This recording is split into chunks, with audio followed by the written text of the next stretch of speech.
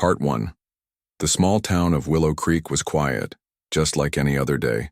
The sun rose slowly over the hills, casting golden light on the rows of modest houses and the narrow streets that wound through the community. People went about their routines, children heading to school, shopkeepers unlocking their doors, and farmers preparing for another day in the fields. It seemed like an ordinary morning, but deep inside the local clinic, something extraordinary was unfolding. Dr. Ethan Myers sat at his desk, staring intently at a computer screen filled with graphs, charts, and data points. He adjusted his glasses, leaned closer, and frowned. Something wasn't right. For the past few weeks, he had been running routine blood tests on patients who came into the clinic. Most of them were healthy individuals coming in for annual checkups or minor illnesses. But when Ethan reviewed the results, he noticed patterns that didn't make sense. There were irregularities in the cells, proteins, and enzymes that shouldn't have existed naturally in human biology. At first, Ethan thought it might be a mistake, a glitch in the equipment or contamination during sample collection. He double-checked everything, recalibrated the machines, and even sent some samples to a lab in the nearest city for confirmation. To his surprise, the results came back the same. The abnormalities weren't errors. They were real. And what worried him most was that these changes weren't random. They appeared consistently across multiple samples from different people. Ethan sighed and rubbed his temples. This wasn't supposed to happen. Human biology was complex, yes, but predictable within certain limits. These findings challenged everything he knew as a scientist. He glanced at the clock on the wall. It was almost noon, and he needed someone to talk to about this, someone who could help him make sense of what he was seeing. That's when he decided to call Dr. Laura Bennett. Laura worked alongside him at the clinic, though her specialty was more focused on general medicine than biology. Still, she had a sharp mind and a knack for problem-solving, which made her the perfect person to bounce ideas off. Ethan picked up the phone and dialed her extension. "Hey, Laura," he said when she answered. "Do you have a minute? I need to show you something." A few minutes later, Laura walked into his office carrying a clipboard and looking slightly puzzled. "What's going on?" she asked, pulling up a chair beside his desk. "You sounded serious on the phone." Ethan turned the monitor toward her so she could see the data. "Take a look at this," he said. "I've been analyzing blood samples from our patients and, well, tell me if you notice anything unusual." Laura studied the screen carefully, her brow furrowing as she scrolled through the information. After a moment, she looked up at him. "These protein markers, they're not normal," she said slowly. "Are you sure this isn't some kind of error?" "I thought so too," Ethan replied. "But I've triple-checked everything. The lab confirmed it. These changes are real." Laura shook her head, clearly skeptical. "This doesn't add up. If there's something wrong with human biology, why haven't we seen it before? Why hasn't anyone else reported this?" "That's exactly what I've been trying to figure out," Ethan said. "Maybe it's isolated to Willow Creek, or maybe—" He hesitated, unsure how to phrase his next thought. "Maybe it's happening everywhere, and no one's noticed yet because they aren't looking closely enough." Laura raised an eyebrow. "You think this could be widespread?" "It's possible," Ethan admitted. "But we won't know unless we investigate further." Over the next few days, Ethan and Laura expanded their research. They began collecting blood samples from residents outside Willow Creek, traveling to nearby towns and offering free health screenings as a way to gather data without raising suspicion. At first, they found nothing unusual.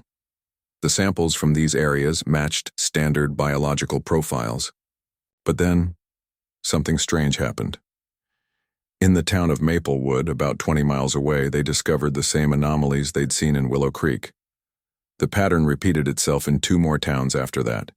Each time, the changes were subtle, but undeniable.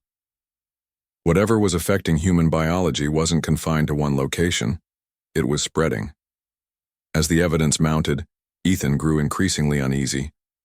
He spent long hours in the clinic's lab, poring over the data and searching for answers. His obsession began to take a toll on his personal life. Friends and colleagues noticed his distracted demeanor, and Laura started to worry about him. "You're pushing yourself too hard." she told him one evening as they packed up their equipment after a long day of testing.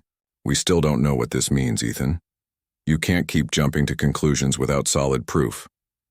I'm not jumping to anything, Ethan shot back, his voice tinged with frustration. Something is seriously wrong here, Laura. Don't you see that? We can't ignore this. I'm not saying we should ignore it, Laura replied calmly, but we need to be careful. If we start making accusations based on incomplete evidence, we'll lose credibility and maybe worse. Her words gave Ethan pause. She was right, of course. Rushing to judgment without understanding the full scope of the issue could do more harm than good. But the urgency gnawed at him. Every day they delayed, the mystery deepened and the stakes felt higher. One night, unable to sleep, Ethan stayed late at the clinic, reviewing the latest batch of test results. As he sifted through the data, a chilling thought crossed his mind. What if these changes weren't natural at all? What if they were engineered? The idea seemed far-fetched, almost impossible. Yet the more he considered it, the more plausible it became. The precision of the alterations suggested deliberate design, rather than random mutation. Someone, or something, had tampered with human biology, and Ethan couldn't shake the feeling that uncovering the truth would lead him down a dangerous path. Determined to find answers, Ethan reached out to old contacts in the scientific community. He emailed professors, researchers, and experts in genetics, hoping someone might shed light on what he was seeing. Most responses were dismissive, suggesting he recheck his methods or consider environmental factors. But one reply stood out. "You" came from Dr. Rachel Morgan, a former government scientist who now lived in seclusion. Her message was brief but intriguing. "If your findings are accurate, you may have stumbled upon something bigger than you realize. Be cautious." Ethan stared at the email for a long time, his heart racing. Bigger than he realized? What did that mean? And why did she warn him to be cautious? Despite the cryptic tone, Ethan felt a spark of hope. Maybe Rachel could help him piece together the puzzle. He responded immediately, asking if they could meet in person. To his relief, she agreed. The following weekend, Ethan drove to Rachel's secluded cabin nestled deep in the woods. The journey was long and winding, but the anticipation kept him alert. When he finally arrived, Rachel greeted him at the door, a tall, stern woman with sharp eyes that seemed to pierce through him. "Dr. Myers," she said, ushering him inside, "you've got quite the story to tell." For hours, Ethan explained his discoveries, showing Rachel the data and sharing his theories. She listened intently, occasionally nodding or jotting notes. When he finished, she remained silent for a moment, her expression unreadable. Finally, she spoke. "What you found matches rumors I heard years ago," she said. "There were classified projects aimed at enhancing human biology, projects that were supposed to be shut down due to ethical concerns. But if what you're saying is true..." She trailed off, shaking her head. "Then they never stopped," Ethan finished for her. Rachel nodded grimly. "And if that's the case, you're dealing with forces far beyond anything you've encountered before." Ethan left Rachel's cabin that evening with more questions than answers. The weight of her words pressed heavily on him, but he also felt a renewed sense of purpose. Whatever was happening, he knew he couldn't face it alone. He needed allies, people who believed in the truth and were willing to fight for it. Back in Willow Creek, Ethan shared everything with Laura. Though hesitant at first, she eventually agreed to join him in pursuing the investigation. Together, they vowed to uncover the truth, no matter where it led.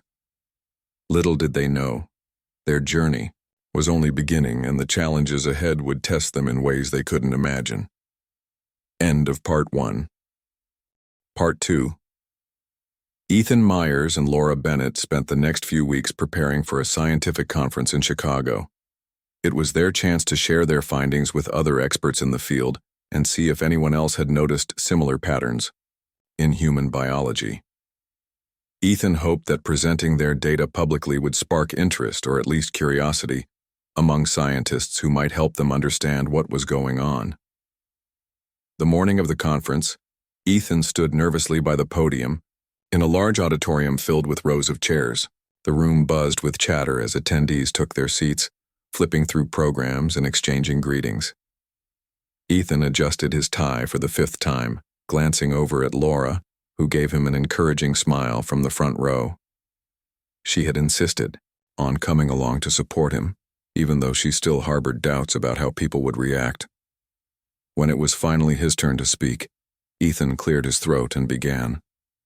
He started with basic information about Willow Creek and the initial discovery of irregularities in blood samples. Then he showed slides of the data, explaining the strange proteins and cell structures they had found. As he spoke, he scanned the audience, trying to gauge their reactions. Some people scribbled notes while others looked skeptical or confused. Near the back of the room, a man sat quietly, watching Ethan intently. His name was Daniel Carter, an investigative journalist, known for digging into controversial topics. Daniel had been tipped off about Ethan's presentation by a colleague who thought it sounded unusual enough to warrant attention. Now, as he listened to Ethan describe the mysterious biological changes, Daniel's interest grew. This wasn't just science. It felt like the start of a much bigger story. After Ethan finished speaking, there was a brief moment of silence before a wave of questions erupted from the crowd. Many scientists challenged his methods, asking for more evidence or suggesting alternative explanations. Ethan did his best to answer calmly, but the pressure was mounting. Laura stepped in a few times to clarify points, her steady voice helping to diffuse some of the tension. As the session ended, Daniel approached Ethan and Laura near the podium. "Dr. Myers," he said, extending his hand. "That was quite the presentation." "Thank you," Ethan replied cautiously, shaking his hand. "I assume you're here because you have questions." "I do," Daniel admitted, "but I also think your research lines up with something I've been working on. Can we talk somewhere private?" Intrigued, Ethan nodded, and the three of them found a quiet corner of the convention center. Over coffee, Daniel explained that he had been investigating reports of unexplained medical conditions across the country. People described symptoms ranging from fatigue and memory lapses to sudden behavioral changes. At first, these cases seemed unrelated, but when Daniel mapped them out, he noticed clusters that matched the towns Ethan and Laura had tested. "This can't be a coincidence," Daniel said, spreading maps and documents across the table. "Your biological anomalies and these health issues, they're connected somehow." Ethan leaned forward, studying the materials. "If this is true, then the scope of the problem is even larger than we thought." Laura chimed in, her tone cautious but curious. "Do you know why this is happening or who might be behind it?" Daniel hesitated before answering. "Not yet. But I've heard whispers about old government experiments involving genetic engineering. Nothing concrete, just rumors. If you're willing to dig deeper, I think we might find answers together." Ethan exchanged a glance with Laura. They both knew this could get dangerous, but they couldn't ignore the possibility that Daniel was onto something. After a long pause, Ethan nodded. "We're in." Over the next few days, Daniel introduced Ethan and Laura to Rachel Morgan, the former government scientist Ethan had met earlier. Rachel agreed to meet them again, this time in a safe house outside Chicago. The four of them gathered around a cluttered table, surrounded by stacks of documents and laptops displaying encrypted files. Rachel wasted no time getting to the point. "What you've uncovered isn't new," she said bluntly. Decades ago, the government launched classified projects aimed at altering human biology. The goal was to create stronger, smarter, and more resilient humans, soldiers, workers, leaders.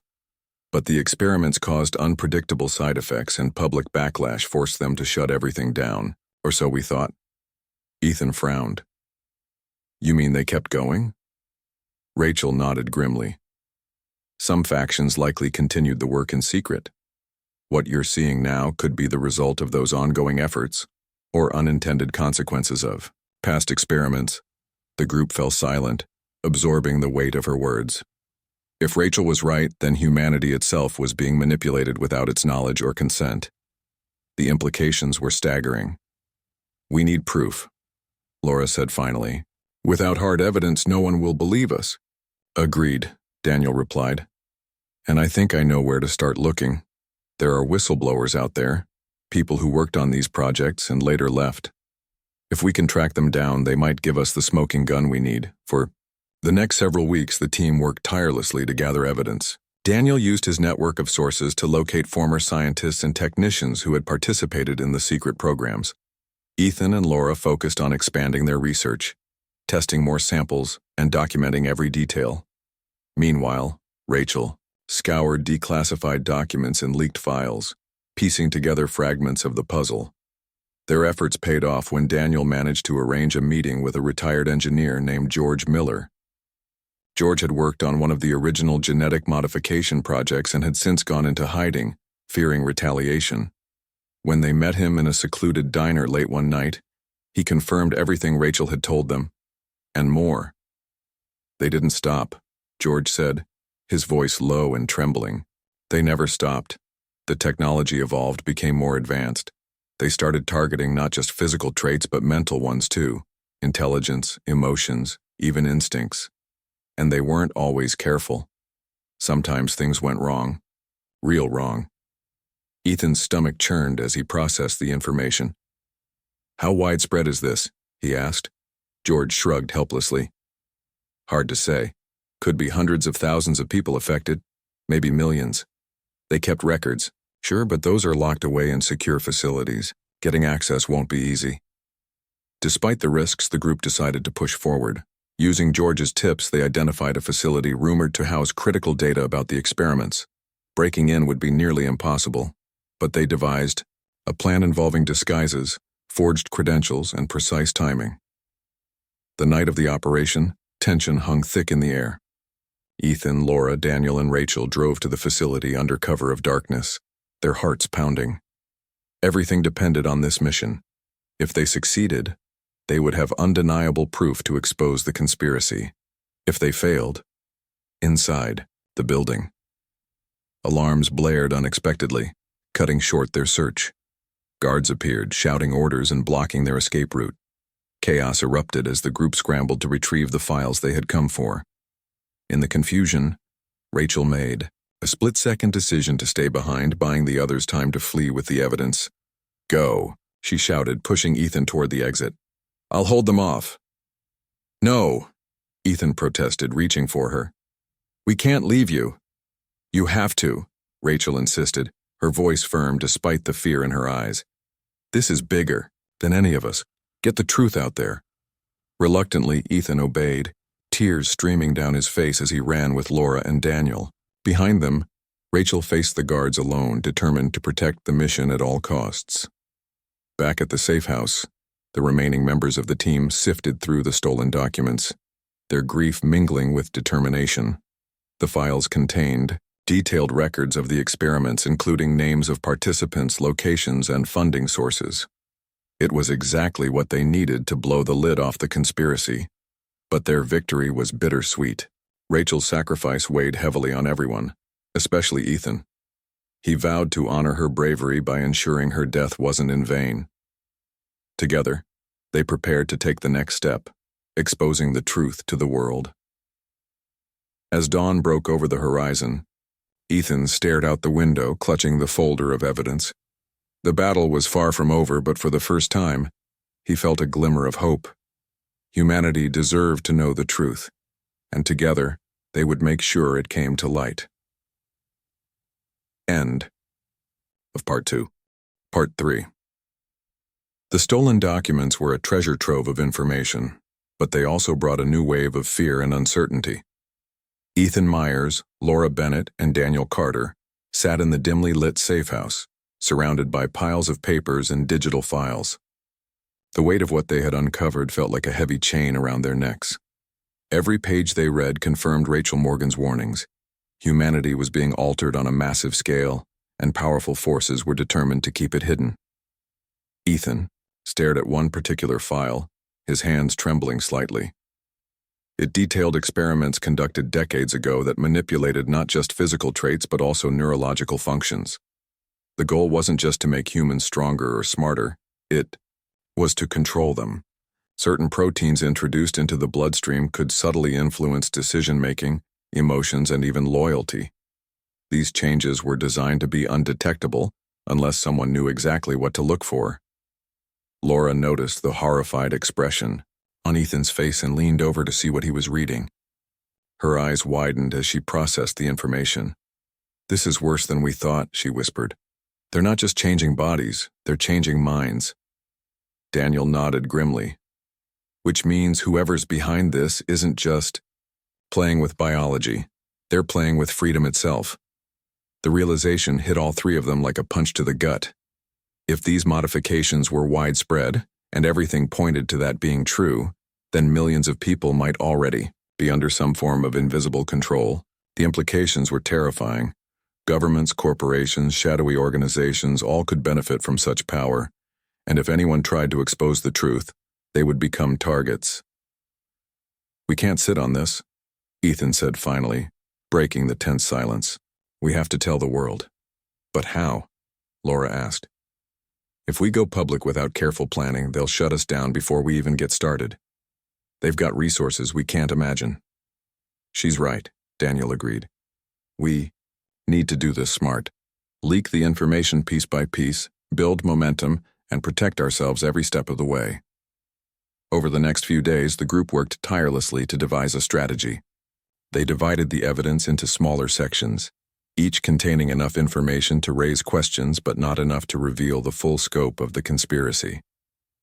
Daniel used his connections in journalism to plant stories in independent outlets, hoping to spark public interest. Meanwhile, Ethan and Laura prepared a detailed report summarizing their findings, complete with visual aids and explanations written in simple language. To safeguard themselves, they decided to go underground. Staying in one place for too long was risky, so they moved between abandoned buildings and remote locations, always staying one step ahead of anyone who might be following them. Ethan hated the constant running, but he knew it was necessary. If they wanted to succeed, they couldn't afford to let their guard down. One evening, while hiding out in an old farmhouse on the outskirts of town, Laura noticed something strange about herself.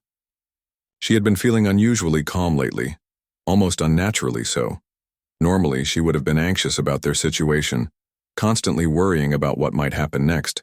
But now, her mind seemed oddly at peace, as if someone or something was soothing her fears. "Ethan," she said hesitantly, pulling him aside, I think I might be affected too." Ethan froze, staring at her. "What do you mean?" "I don't know how to explain it," Laura admitted. "But my thoughts feel different, like they're not entirely mine anymore." A cold shiver ran down Ethan's spine. He grabbed a testing kit and took a sample of Laura's blood. As he analyzed it under a portable microscope, his worst fears were confirmed. Traces of the same abnormal proteins they had found in other samples were present in her bloodstream. "This can't be happening," Ethan muttered, his voice shaking. "How did this happen? You weren't part of the initial tests." Laura sighed deeply, sitting down on a dusty chair. "Maybe it's not just limited to certain areas anymore. Maybe it's spreading faster than we realized." The discovery left both of them shaken. If Laura, who had been working closely with Ethan since the beginning, was already showing signs of modification, then no one was truly safe. The enemy wasn't just out there. It was inside them, creeping through their veins, altering who they were at the most fundamental level. Despite the growing danger, they pressed on. Their first leak appeared online late one night, published anonymously on a whistleblower platform. The article described the existence of secret genetic experiments and included snippets of the stolen documents. At first, the response was muted. A few conspiracy theorists picked up the story, but mainstream media largely ignored it. Then something unexpected happened. A major news outlet ran a segment questioning the validity of the claims, only to receive hundreds of calls and emails from viewers sharing similar concerns. People began reporting unexplained symptoms, mood swings, memory lapses, sudden urges they couldn't explain. The floodgates opened, and soon the story was everywhere. Encouraged by the public reaction, Ethan and his team prepared for their next move, a live television interview. Daniel arranged for Ethan to appear on a popular morning show, where he would present their findings directly to millions of viewers. It was a bold and dangerous plan, but they believed it was the only way to force authorities to take action. Honor. The day of the interview, the atmosphere was electric. Ethan stood backstage, pacing nervously while Laura and Daniel monitored the situation remotely from a nearby motel. Armed guards patrolled the area outside the studio, a precaution against potential threats. Ethan knew the risks. He had received anonymous threats warning him to back off, but he refused to let fear stop him. When the host introduced him, Ethan stepped onto the stage, clutching a folder filled with evidence. Cameras flashed as he took his seat, and for a moment, the enormity of what he was about to do overwhelmed him. But then he remembered Rachel's sacrifice, Laura's courage, and the countless lives at stake. Taking a deep breath, he began to speak. For years, we've trusted that our governments and institutions have humanity's best interests at heart, Ethan said, his voice steady despite the nerves coursing through him. But today, I'm here to tell you that trust has been betrayed. Secret experiments have been conducted to alter human biology, not to heal or improve, but to control. This isn't science fiction. This is real, and it's happening right now. As Ethan spoke, images and excerpts from the stolen documents appeared on the screen behind him. Viewers watched in stunned silence as he explained the purpose of the modifications and their potential consequences. By the time he finished, social media was ablaze with reactions. Hashtags like "Yar Human Control" and "Truth Exposed" trended worldwide, and protests erupted in cities across the globe. But the victory was short-lived. Midway through the broadcast, alarms blared in the studio, and armed operatives stormed the building. Ethan barely had time to grab the evidence before being ushered away by security. Outside, chaos reigned as police cars and unmarked vehicles surrounded the area. Laura and Daniel, watching the events unfold on TV, sprang into action, knowing they had to protect Ethan at all costs. Using coded messages and prearranged signals, they coordinated a daring escape. With the help of sympathetic allies, including former whistleblowers and activists, they smuggled Ethan out of the city and into hiding. The stolen documents were uploaded to secure servers accessible only to trusted journalists and scientists, ensuring the information would survive, even if they didn't. In the days that followed, the world grappled with the revelation. Governments issued denials, claiming the allegations were baseless and politically motivated. Yet mounting pressure from citizens and independent researchers forced them to acknowledge the existence of past experiments, though they denied any ongoing activity. For Ethan, Laura, and Daniel, the fight was far from over. They knew exposing the truth was only the first step. Reversing the effects, if it was even possible, would require global cooperation and unprecedented transparency. And as they regrouped in yet another safe location, they vowed to continue their mission no matter the cost. Looking out at the horizon, Ethan felt a mix of hope and dread. Humanity now knew the truth, but the battle to reclaim its future had only just begun. Part 4. The world was in chaos. News of the secret genetic experiments spread like wildfire, igniting protests, debates, and calls for accountability. People demanded answers from their governments, while others turned inward, questioning their own thoughts and actions. Was their anger real? Were their choices truly their own? The uncertainty bred fear, distrust, and division. Ethan Myers, Laura Bennett, and Daniel Carter remained hidden, moving constantly to avoid capture. Despite the risks, they continued to release information through encrypted channels, ensuring the truth reached as many people as possible. Scientists around the globe began independently verifying their findings, confirming the presence of unnatural proteins in human bloodstreams. It was undeniable. Humanity had been altered without its consent, but exposing the conspiracy came at a price. Shadowy operatives were relentless in their pursuit of Ethan and his team. Every safe house they used was eventually discovered, forcing them to flee under cover of darkness. Supplies dwindled, and exhaustion took its toll. Yet, none of them considered giving up. They had come too far to stop now. One night, While hiding in an abandoned warehouse on the outskirts of a small town, Ethan called a meeting. "We can't keep running forever," he said, his voice firm despite the fatigue etched into his face.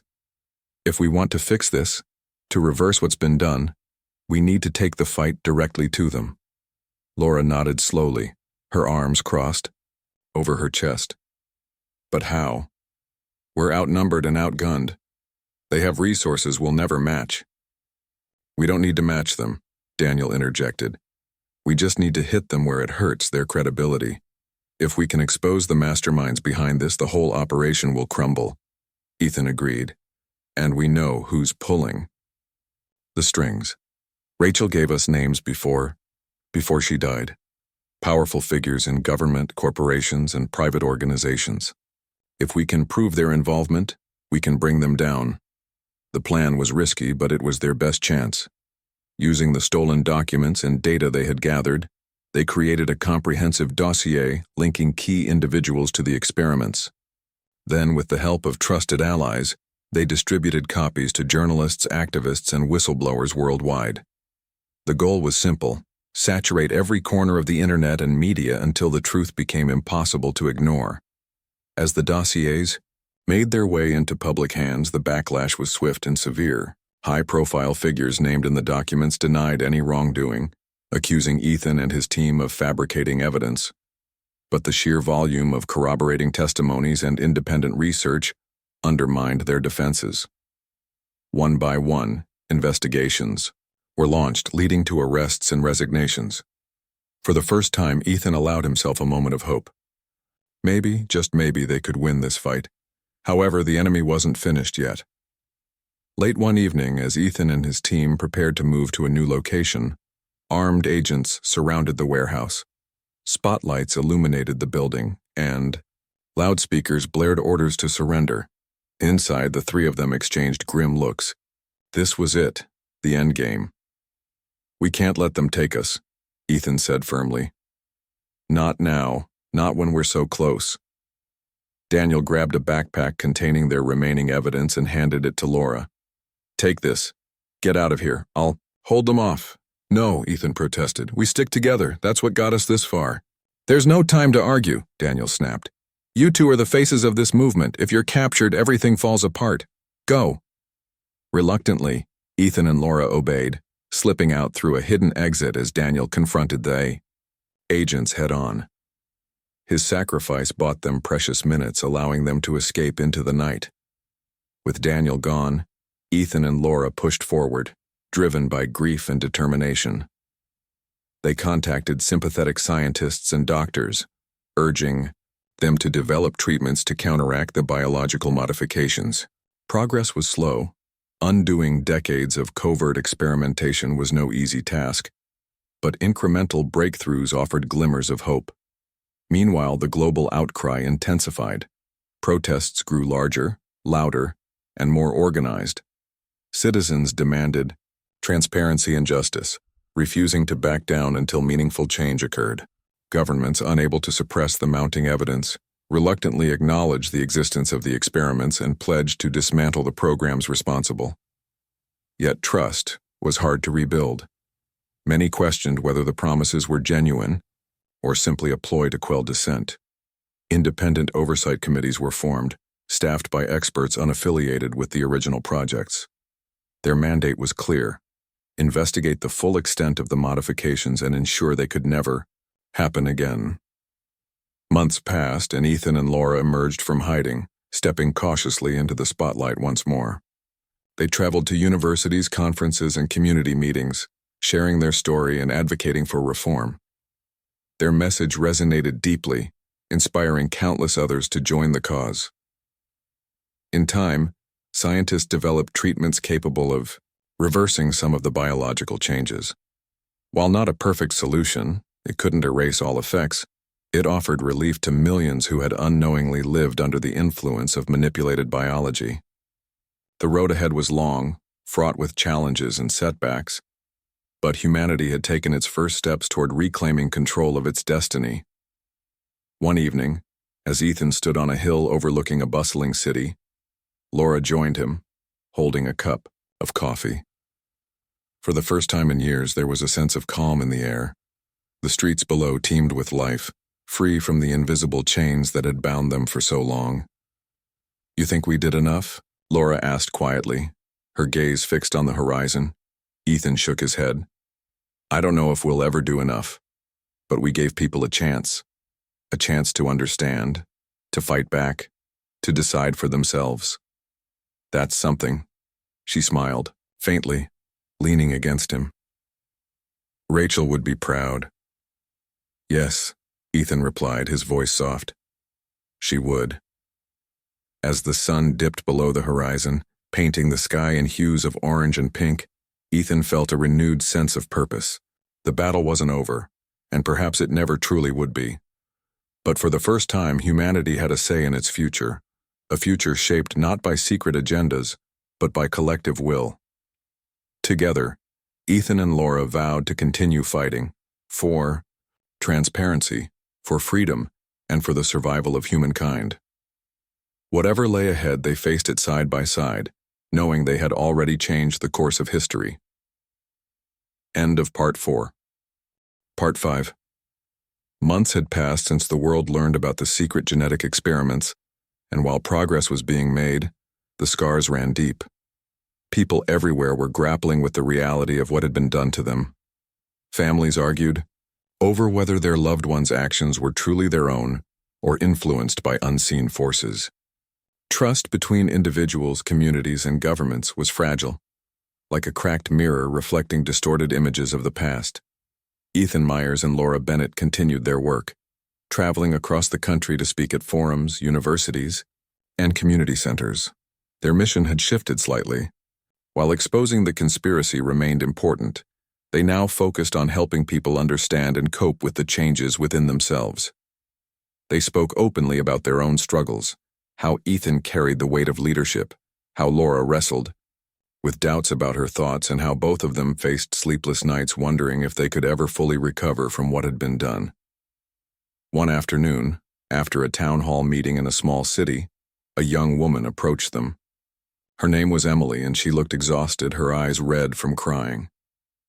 "I don't know who I am anymore," she confessed, her voice trembling. "Every decision I make feels wrong, like it's not really mine. How do I fix this?" Ethan knelt down so he was eye level with her. "You're not alone," he said gently. "None of us are. This isn't your fault, and you can't blame yourself for something you didn't choose. The first step is understanding what happened, and then finding ways to heal." Laura handed Emily a pamphlet detailing ongoing research into treatments and support groups for those affected. "There's hope," she added. "Scientists are working hard to reverse these changes.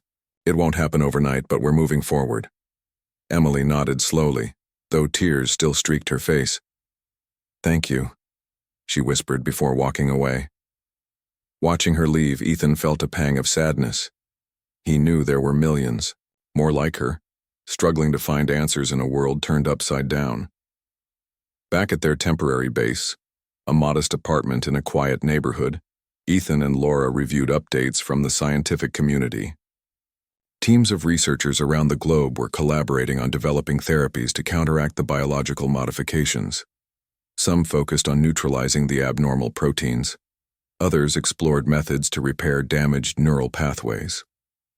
Progress was slow but promising. One breakthrough came from Dr. Helen Park, a neuroscientist based in California.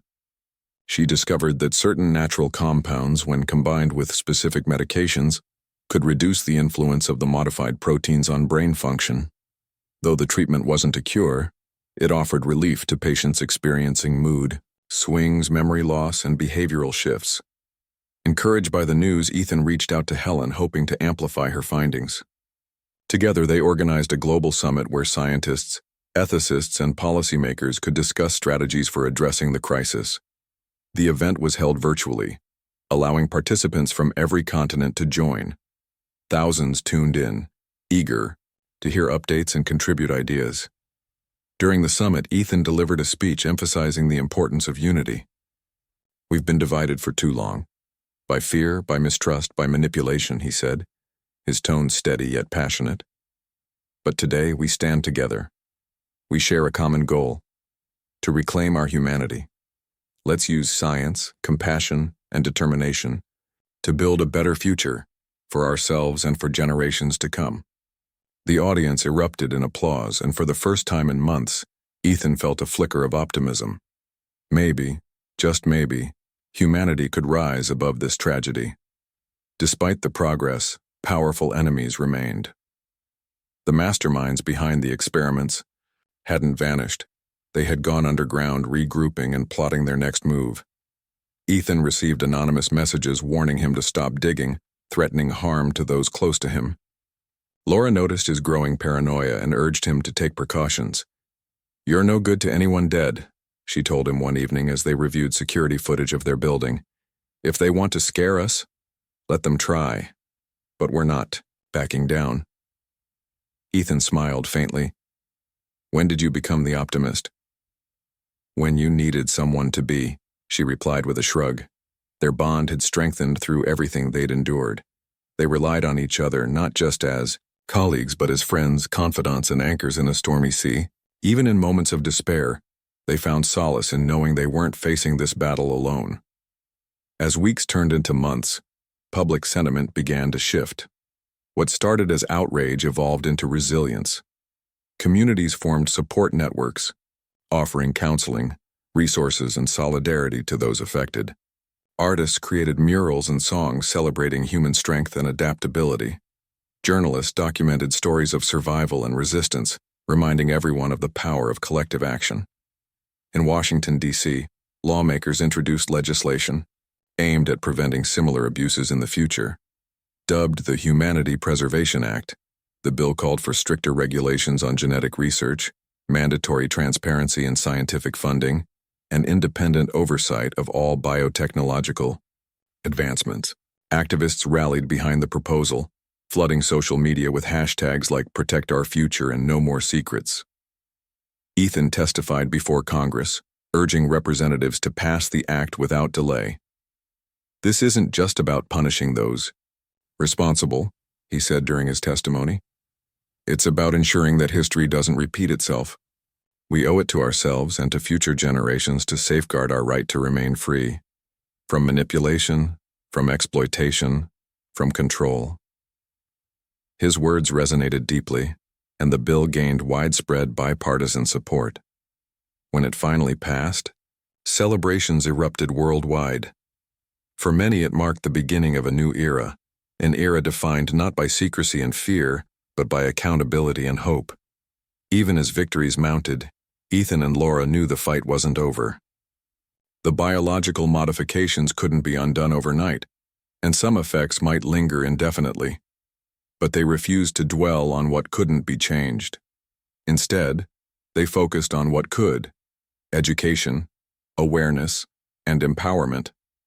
They launched an initiative called Project Humanity, dedicated to teaching people about genetics, ethics, and the importance of informed consent. Schools incorporated lessons on bioethics into their curricula, and universities established programs to train the next generation of ethical scientists. Slowly but surely, society began to heal. One evening, as Ethan and Laura sat on a park bench watching children play, Laura broke the silence. "Do you think we'll ever feel normal again?" she asked, her voice soft. Ethan thought for a moment before answering.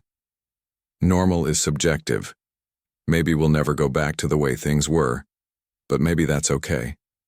Maybe we'll create something better." She nodded, a small smile tugging at her lips. Something better sounds nice. As the sun set, casting golden light over the playground, Ethan felt a sense of peace. The road ahead would still be challenging, filled with obstacles and uncertainties.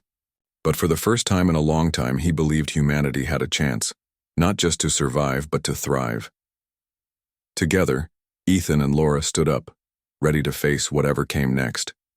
They had already proven that even in the darkest times, courage, compassion, and determination could light the way forward. And as long as they kept fighting, the future would always hold promise. End of Part 5.